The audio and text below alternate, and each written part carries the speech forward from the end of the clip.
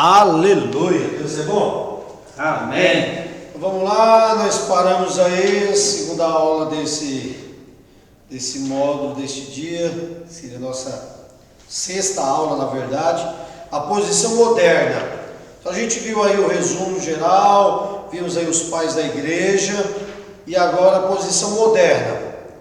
Os grupos conservadores, tanto dentro ou os protestantes como dentro dos católicos, aceitam o canon do Novo Testamento, conforme foi estabelecido pelos antigos. Os representantes da teologia liberal, por sua vez, não estão tentando criar um novo canon, a despeito do fato que provavelmente nutrem dúvidas sobre a validade do canon atual. Realmente há toda forma de ideias sobre o canon, como sempre aconteceu desde o princípio da formação. Certos indivíduos conservadores, em todos os outros pontos de vista, não aceitam determinados livros do Novo Testamento, usualmente um ou mais dos mesmos livros discutidos pelos antigos. Por exemplo, Tiago, 2 Pedro, 1, 2, 3 João, Judas, Apocalipse. Muitos estudiosos, principalmente os liberais, acreditam que certos livros aceitos antigos e na Idade Média como apostólicos, em realidade não são, como 2 Pedro, Hebreus, Apocalipse e Tiago. A maior parte dos conservadores aceita os Hebreus como canônico, mas rejeita a ideia que foi Paulo quem escreveu. Todas as ideias modernas, em realidade, são muito antigas, pois toda essa variedade de opiniões surgiu desde o princípio da formação do canon. Porém, quando se fala de grupos religiosos ou determinações, então a fixação do canon seria século XVI, permanece até os dias de hoje.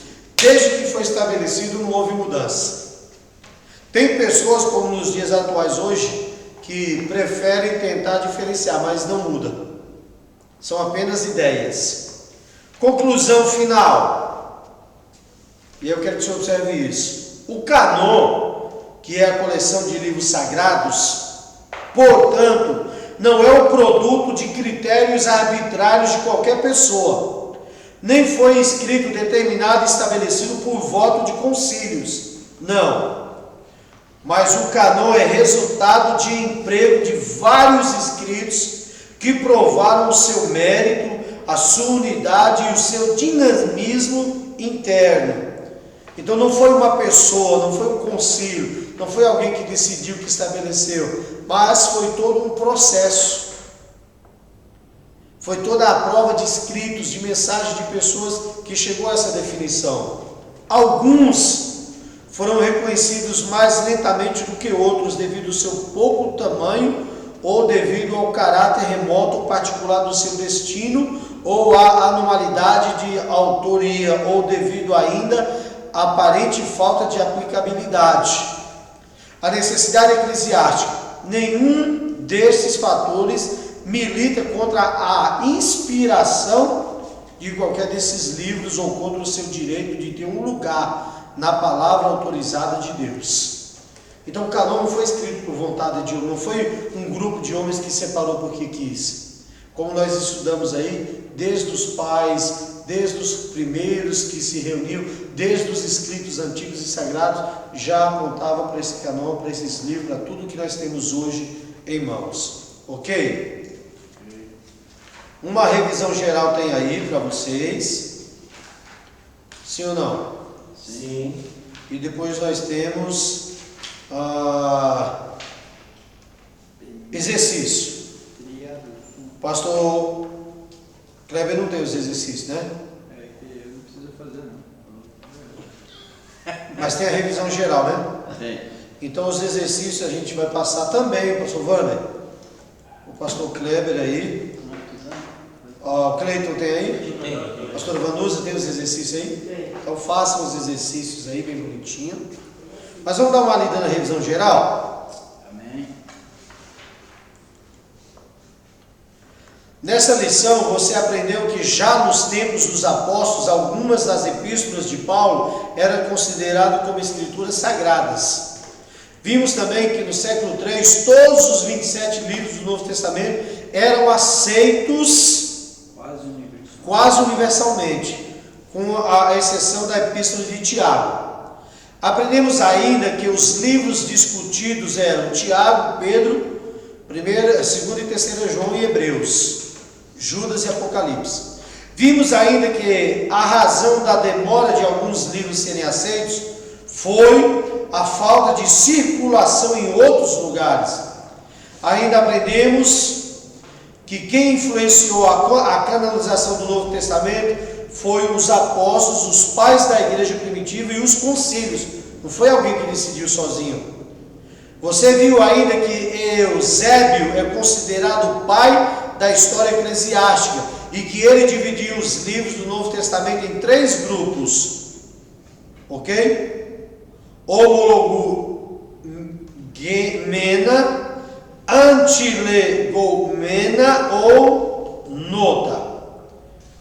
Vocês viram lá que depois tem outras palavras que falam desses mesmos 3. Aprendemos também que o documento mais antigo contendo citações do Novo Testamento foi provavelmente a primeira carta de Clemente, que era considerada canônica por alguns cristãos da antiguidade. Descobrimos também que foi o cânon de Marciano o responsável para que os pais da igreja se despertassem para aprovar o cânon do Novo Testamento. Você viu também que Marciano pregava a doutrina de 2 deuses. Ainda aprendemos que o primeiro concílio que discutiu a canonização do Novo Testamento foi o concílio de Laodiceia. Ainda aprendemos que no concílio de Trento, a igreja romana aceitou todos os livros da Bíblia que hoje temos, mas adicionou os livros apócrifos. Ok? Alguma dúvida, alguma pergunta?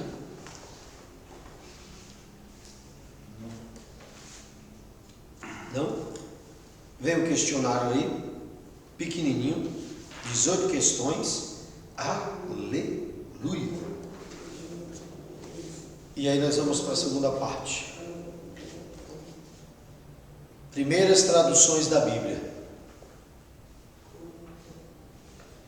Septuaginta é o nome que se dá à primeira tradução feita por 72 escribas judeus. Daí a razão do nome Septuaginta. Na cidade de Alexandrina, no Egito, a partir de 285, a pedido de Demétrio Falário, bibliotecário do rei Ptolomeu Filadelfo. Essa era a versão mais conhecida e usada pelos crentes da igreja primitiva. Como se chamava? Septuaginta.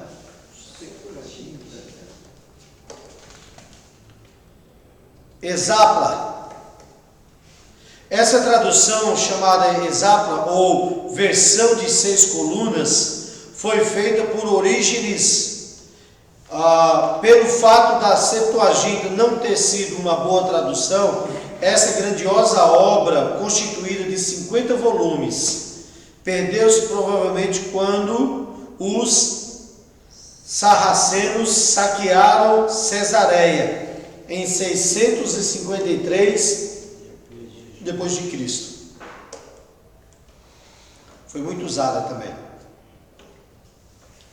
A Vulgata. Vamos aproveitar aí essa aí. Se você tiver algumas versões antigas, traduções em casa, vocês são pastores, estudiosos da palavra, mestres, traz para a gente ver na próxima aula. Separa lá. Eu vou separar as minhas aí também. A Vulgata. Essa tradução foi feita por São Jerônimo. Ele realizou esse trabalho por ordem do bispo Damaso, traduzido da Septuaginta para o latim. Ele traduziu o quê? Os livros dos Salmos e o Novo Testamento. trabalho que concluiu em 3 anos e meio. Perseguido por outro bispo que assumiu a direção da igreja em Roma, Jerônimo se refugiou em Belém, na Palestina, onde traduziu também a Bíblia para o latim, em 34 anos. Essa é a chamada Vulgata, vulgar, usado como base na tradução da Bíblia em português pela Igreja Católica. Essa tradução é criticada por vários eruditos, acusando-a de possuir uma linguagem muito pobre e de haver muitas falhas. Mas 34 anos? Demorou. A história da Bíblia em português. É importante aí quando nós vemos João Ferreira de Almeida, não tem nada a ver comigo, Marcelo de Almeida, não, tá? Só para deixar vocês cientes. O rei Portugal, ou de Portugal, Dom Diniz, traduziu os 20 primeiros capítulos do livro de Gênesis, usando a Vulgata Latina como base. Pode-se ver que o começo da tradução da Bíblia em português ocorreu antes da tradução da Bíblia para o inglês, por John Wesley. O rei Dom João I ordenou a tradução dos evangelhos, do livro de Atos e das epístolas de Paulo. Essa foi realizada por padres católicos que se utilizaram da Vulgata Latina como base. Desse esforço resultou uma publicação que inclui os livros mencionados e o livro de Salomão, do Antigo Testamento, traduzido pelo próprio rei. Nos anos seguintes foram preparadas diversas traduções de porções bíblicas, como os evangelhos traduzidos do francês pela infanta Dona Filipa, filha de infanto Dom Pedro, e evangelho traduzidos pelo francês pelo Dom Pedro e pela neta do rei Dom João I. O evangelho de Mateus e porções dos demais evangelhos pelo frei cisterciense Bernardo de Alcombás, que se baseou na Vulgata Latina. Esse último trabalho foi publicado em Lisboa, no século XV. Valentim Fernandes publicou uma Harmonia dos Evangelhos em 1945. Nesse mesmo ano foi publicada uma tradução das epístolas e dos evangelhos, feita pelo jurista Gonçalo Garcia de Santa Maria, por ordem da rainha Leonora. 10 anos mais tarde era traduzido e publicado o livro de Atos e as epístolas gerais. Então, há um pouco da história da Bíblia nos portugueses dos Irmãos de Portugal. A tradução de João Ferreira de Almeida. João Ferreira de Almeida nasceu em Torre de Tavares, Portugal, em 1628. Ao realizar a sua obra de tradutor, era pastor protestante. Aprendeu o hebraico e o grego e assim usou os manuscritos dessas línguas como base na tradução, ao contrário dos outros tradutores mencionados acima, que sempre utilizaram qual? Eles usavam qual tradução? A Vulgata? A Vulgata Latina como base. Mas João Ferreira de Almeida usou qual? Os originais hebraicos e grego. Por isso, a tradução de João Ferreira de Almeida é a que mais está próxima dos originais. Todavia, aqueles que conhecem os manuscritos sabem que um bom texto da Vulgata Latina, a despeito das desvantagens de usar latim ao invés de grego, é superior aos manuscritos dos textos receptus, como representante do texto original. O textus receptus serviu de base para a primeira tradução de Almeida. O textus receptus representa os manuscritos do grupo bizantino, o mais fraco e o mais recente entre os manuscritos gregos. A Vulgata Latina representa um grupo de manuscritos que se intitula Ocidental, que é superior ao bizantino Almeida traduziu em primeiro lugar o Novo Testamento, publicado em 1681. Em Amsterdã, na Holanda, o seu título foi o Novo Testamento, isto é, o novo concerto de nosso fiel Senhor e Redentor Jesus Cristo. Traduzido na língua portuguesa, o qual feito por si mesmo revela o tipo de português arcaico que usou. Essa tradução continha numerosos erros. O próprio Almeida compilou uma lista de 2 erros. O Ribeiro dos Santos afirmou que encontrou um número ainda maior de erros. Muitos desses erros foram feitos pela comissão holandesa, que procurou harmonizar a tradução de Almeida com a versão holandesa. Note-se que igualmente que Almeida preparou uma tradução literal e que teve cuidado demais em harmonizá-la com as versões castelhana e holandesa, além de ter se baseado nos textos ou no Textus Receptus, foi influenciado pela edição de Beza, que pertencia aos manuscritos ocidentais. Importante, devemos lembrar, ao tempo de Almeida não existia nenhum papiro e poucos eram os anunciais, ou seja, manuscritos em letras maiúsculas, razão pela qual foi necessário lançar mão de fontes inferiores. Por exemplo, esse que nós chamamos de Textus Receptus foi feito por Erasmo em 1516, em que foi o primeiro no Novo Testamento impresso. Teve como base principal 4 manuscritos, a saber, o SM1, século X, SM2, século XV, SM2, Atos e Paulo, em séculos XIII, e SM1 do Apocalipse, já no século XII. Somente o manuscrito 1 tem algum valor, e mesmo assim Erasmo não se apoiou muito nele, por achá-lo um tanto errático. O SM2 é essencialmente o Textus Receptus, pertencendo assim ao século XV. Almeida empregou a edição de Euserve no Textus Receptus de 1633. E a Bíblia completa, traduzida por Almeida, só foi publicada nos primórdios do século XVIII, a despeito do texto inferior por ele usado. Bem como muitos erros e das edições e correções, essa é a tradução que tem sido melhor aceita pelos protestantes, especialmente os de fala portuguesa.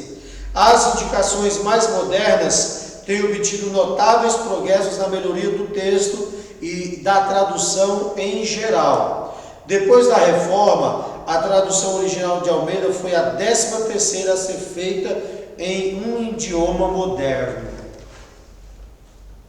Vocês têm a ideia do trabalho. Nós já estamos falando de livros canônicos, livros sagrados, inspirados, separados, e que agora veio as traduções. O que é que eu sempre ensino, falo? Nunca use uma tradução só. Está com dúvida? Vai pesquisar um texto, vai mergulhar num texto, vai examinar algo. Mergulha nesse texto, querido, usando várias versões. Se possível, vai no original. Tem dúvida? Procura o que esse texto quer dizer na sua origem. Mesmo contendo erros ou algumas coisas diferentes, isso não muda, isso não tira a inspiração, a veracidade, a verdade da Bíblia. Não altera a essência da palavra de Deus. Estão comigo? Amém. E aí a gente tem a tradução de Antônio Pereira de Figueiredo. A Bíblia original por quê? No hebraico, no aramaico e no grego. Essas são as línguas originais. Toda ela. Toda Gênesis, Apocalipse, todos do Antigo e Novo Testamento, as suas traduções originais ou as suas versões originais hebraico, aramaico e grego. Tem que comprar uma dessa. Então é deles aí que tem. Bíblia desse tamanho. Eu vou trazer, eu tenho aí também, eu trago na terça-feira, para a gente ter um tempinho para a gente dar uma olhada, pesquisar, ver. É desses originais que vem toda a tradução. Ok? Inclusive eu tive falando com um pastor que é especialista em hebraico e grego, e ele até se dispôs a gente ter um tempo, uma hora para a gente marcar para ele vir dar algumas aulas para a gente. É bem complicado, ele até se dispôs a dar gratuitamente a aula, mas o problema é a distância. O cara mora do outro lado de São Paulo. Então, mas a gente tem pastores amigos nossos aqui, o pastor Fabrício tem um pastor, o pastor Antônio, que é um grande amigo, né? Já teve vários programas de televisão, o cara manja muito de original, hebraico, aramaico, de grego. A gente pode, de repente, ter um seminário, 2, 3 dias, né, com uma pessoa dessa que vai acrescentar muito, né? É verdade. Mas isso, a gente vai fazer isso. Ok? Marquem aí então, tradução de Antônio Pereira do Figueiredo. De Figueiredo nós vamos estudar na próxima aula. Quero orar, quero abençoar a vida de vocês. E, por favor, queridos, leiam o resumo em casa, façam um comentário. Amém? Alguma dúvida, alguma pergunta nessa sexta aula? Quero encerrar então em nome de Jesus. E vamos orar para os outros alunos virem aí.